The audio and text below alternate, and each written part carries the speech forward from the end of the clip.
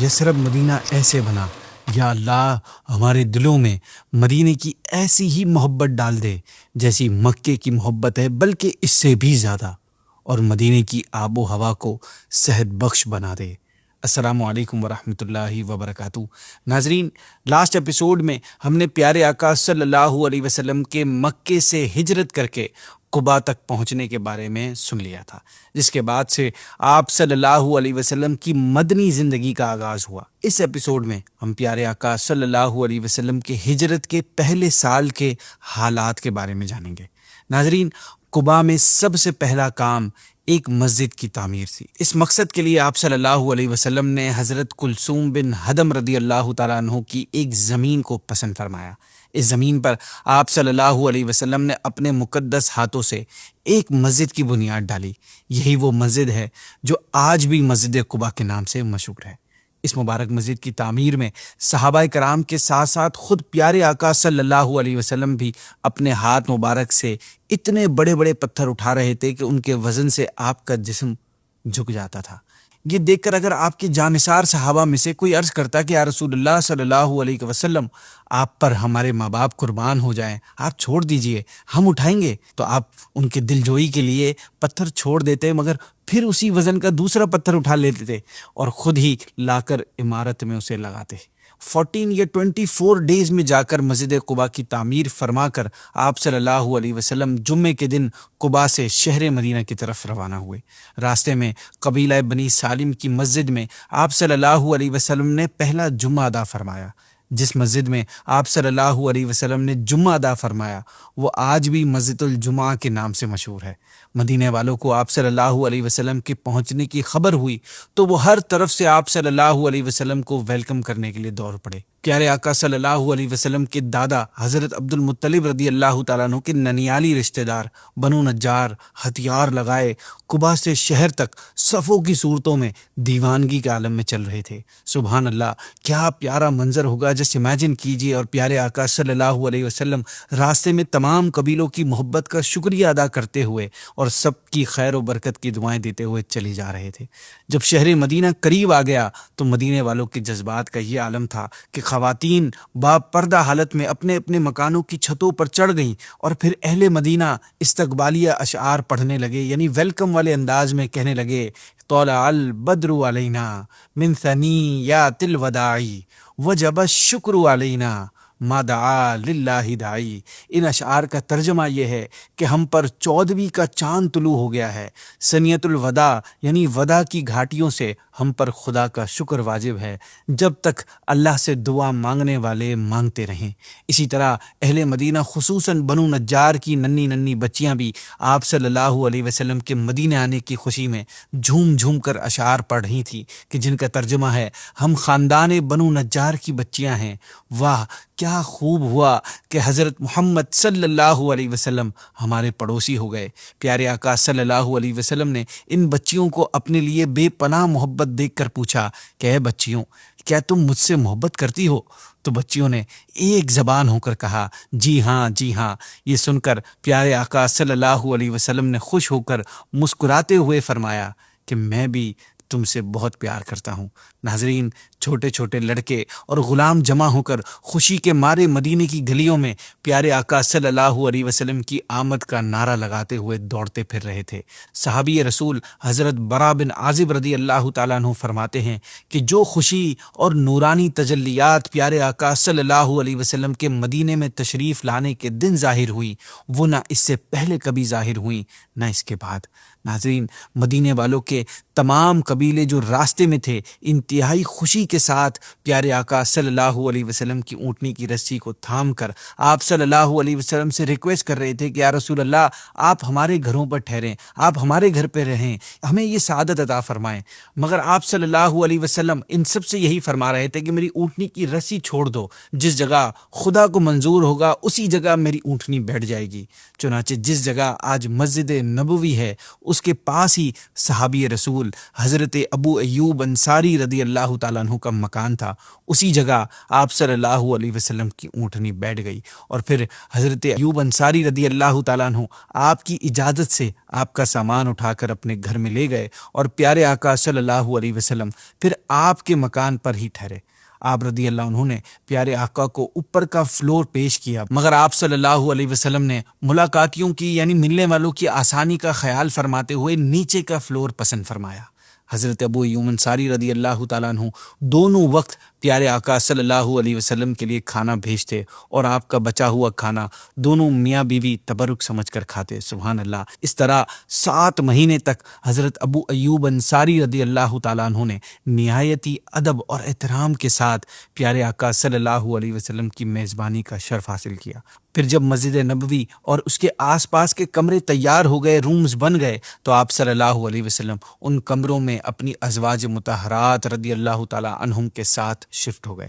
ناظرین، پیارے آقا صلی اللہ علیہ وسلم جبکہ ابھی حضرت ابو ایوب انصاری رضی اللہ تعالیٰ عنہ کے مکان میں ہی تشریف فرما تھے، تو اسی دوران آپ نے اپنے غلام حضرت زید بن حارثہ اور حضرت ابو رافع رضی اللہ تعالیٰ عنہما کو 500 درہم اور 2 اونٹ دے کر مکہ بھیجا تاکہ یہ دونوں صحابہ اپنے ساتھ پیارے آقا کے گھر والوں کو مدینے لے آئیں۔ چنانچہ یہ دونوں حضرات جا کر آپ صلی اللہ علیہ وسلم کی 2 صاحبزادیوں حضرت فاطمہ اور حضرت ام کلثوم رضی اللہ تعالی عنہما اور آپ کی زوجہ محترمہ ام المؤمنین بی بی سودا رضی اللہ تعالی عنہا اور حضرت اسامہ بن زید اور حضرت ام ایمن رضی اللہ تعالی عنہما کو مدینے لے آئے۔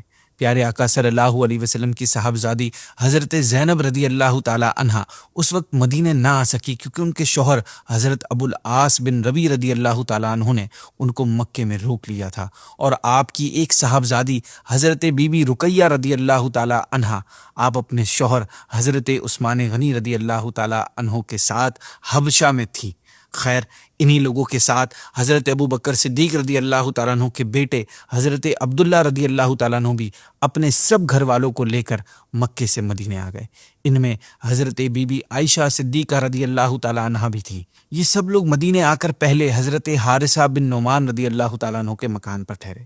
ناظرین، مدینے میں کوئی ایسی جگہ نہیں تھی جہاں مسلمان باجماعت نماز پڑھ سکیں، اس لیے مسجد کی تعمیر نہایت ضروری تھی اور امپورٹنٹ ہو گئی تھی۔ اس مقصد کے لیے پیارے آقا صلی اللہ علیہ وسلم نے اپنے مکان کے قریب ہی بنو نجار کے ایک باغ کو قیمت دے کر خریدنا چاہا، لیکن انہوں نے یہ کہہ کر کہ یا رسول اللہ صلی اللہ علیہ وسلم، ہم خدا ہی سے اس کی قیمت یعنی اجر و ثواب لیں گے، مفت میں زمین مسجد کی تعمیر کے لیے پیش کر دی۔ لیکن چونکہ یہ زمین اصل میں 2 یتیم بچوں کی تھی، اس لیے آپ صلی اللہ علیہ وسلم نے ان دونوں یتیم بچوں کو بلایا۔ ناظرین، ان بچوں نے بھی مسجد کے لیے زمین فی سبیل اللہ دینا چاہی، مگر پیارے آقا صلی اللہ علیہ وسلم نے اس کو پسند نہیں فرمایا، اس لیے پھر حضرت ابو بکر صدیق رضی اللہ تعالیٰ عنہ کے مال سے پیارے آقا صلی اللہ علیہ وسلم نے اس زمین کی قیمت ادا فرمائی۔ پیارے آقا نے خود اپنے ہاتھ مبارک سے اس مسجد کی بنیاد ڈالی۔ اس مسجد کے لیے کچی اینٹوں کی دیوار اور کھجور کے ستونوں پر کھجور کی پتیوں سے چھت بنائی گئی جو بارش میں ٹپکتی تھی۔ مسجد قباء کی طرح اس مسجد کی تعمیر میں بھی صحابہ کرام کے ساتھ خود پیارے آقا صلی اللہ علیہ وسلم بھی اینٹیں اٹھا اٹھا کر لا رہے تھے۔ ناظرین، یہ وہی مسجد ہے جو آج مسجد نبوی کے نام سے مشہور ہے۔ مسجد نبوی بہت سادگی سے بنائی گئی تھی۔ مسجد کی پہلی عمارت 60 گز لمبی اور 54 گز چوڑی تھی، اور اس کا قبلہ بیت المقدس کی طرف بنایا گیا تھا، مگر پھر بعد میں جب قبلہ تبدیل ہو کر کعبے کی طرف ہو گیا تو مسجد کی نارتھ سائیڈ میں ایک نیا دروازہ بنایا گیا۔ اس کے بعد مختلف زمانوں میں مسجد نبوی رینوویٹ اور ایکسپینڈ ہوتی رہی۔ مسجد کے ایک کنارے پر ایک چبوترا تھا جس پر کھجور کی پتیوں سے چھت بنا دی گئی تھی۔ اس چبوترے کا نام صفہ تھا۔ جو صحابہ گھر بار نہیں رکھتے تھے وہ اسی چبوترے پر بیٹھتے اور سوتے تھے، اور یہی لوگ اصحاب صفہ کہلاتے تھے۔ ناظرین، مسجد نبوی کے ساتھ ہی پیارے آقا صلی اللہ علیہ وسلم نے اپنی ازواج مطہرات کے لیے بھی کمرے بنوائے۔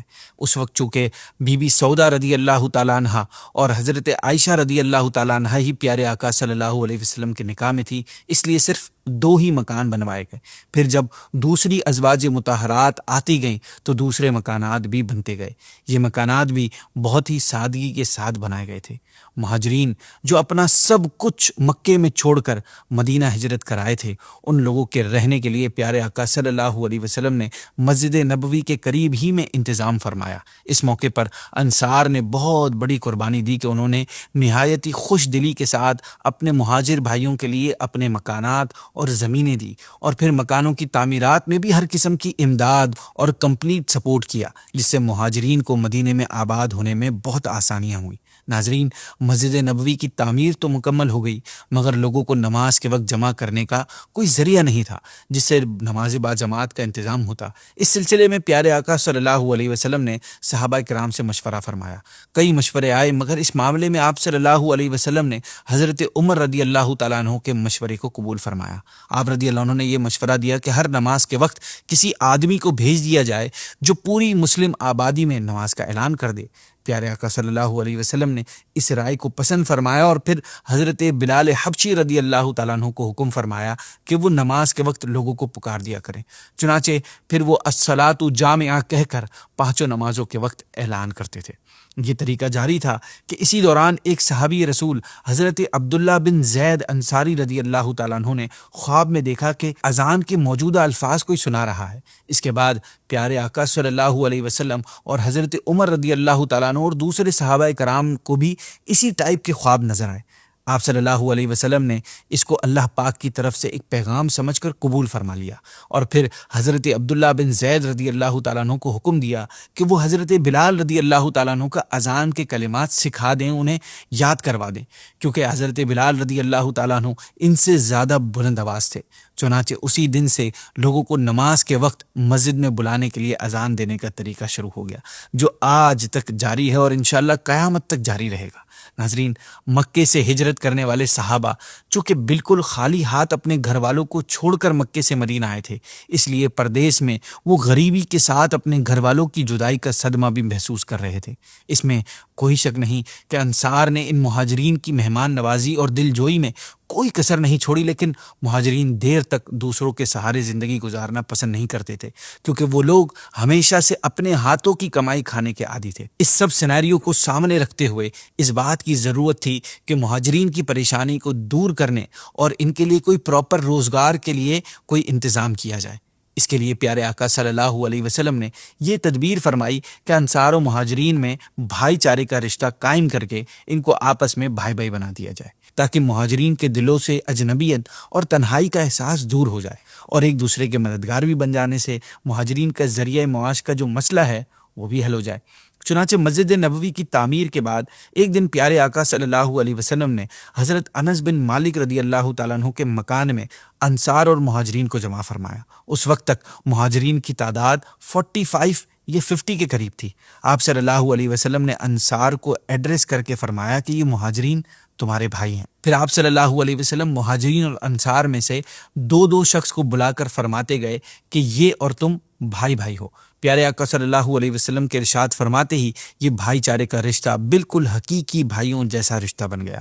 چنانچہ انصار نے مہاجرین کو ساتھ لے جا کر اپنے گھر کی ایک ایک چیز سامنے لا کر رکھ دی اور کہہ دیا کہ آپ ہمارے بھائی ہیں، اس لیے ان سب سامانوں میں آدھا آپ کا ہے اور آدھا ہمارا ہے۔ اس میں کسی قسم کا کوئی شک نہیں کہ انصار کی یہ قربانی ایک ایسا کارنامہ ہے کہ دنیا میں اس کی مثال مشکل سے ہی ملے گی، مگر مہاجرین نے جو کیا وہ بھی ایک لاجواب کارنامہ تھا۔ انصاری صحابی حضرت سعد بن ربی رضی اللہ تعالیٰ عنہ نے جب حضرت عبد الرحمن بن عوف رضی اللہ تعالیٰ عنہ کے سامنے چیزیں پیش کی تو آپ رضی اللہ عنہ نے شکریہ کے ساتھ یہ کہا کہ اللہ پاک یہ سب مال و سامان آپ کو مبارک فرمائے، مجھے آپ صرف مدینے کے بازار کا راستہ بتا دیجیے۔ چنانچہ انہوں نے آپ رضی اللہ عنہ کو مدینے کے مشہور بازار قینقاع کا راستہ بتا دیا۔ اس کے بعد حضرت عبد الرحمن بن عوف رضی اللہ تعالیٰ عنہ بازار گئے اور کچھ گھی کچھ پنیر خرید کر شام تک بیچتے رہے۔ اس طرح روزانہ آپ بازار جاتے رہے اور پھر تھوڑے ہی عرصے میں آپ کافی مالدار ہو گئے۔ آپ رضی اللہ عنہ کے پاس اتنا مال جمع ہو گیا کہ آپ نے شادی کر کے اپنا گھر بسا لیا، ایون آگے جا کر تمام صحابہ میں سب سے مالدار بن گئے۔ ناظرین، حضرت عبد الرحمن بن عوف رضی اللہ عنہ کی طرح دوسرے مہاجرین نے بھی دکانیں کھول لی۔ حضرت ابو بکر صدیق رضی اللہ تعالیٰ عنہ کپڑے کی تجارت کرتے تھے۔ حضرت عثمان غنی رضی اللہ تعالیٰ عنہ تینکا کے بازار میں کھجوروں کی تجارت کرنے لگے۔ حضرت عمر رضی اللہ تعالیٰ عنہ بھی تجارت میں مشغول ہو گئے تھے۔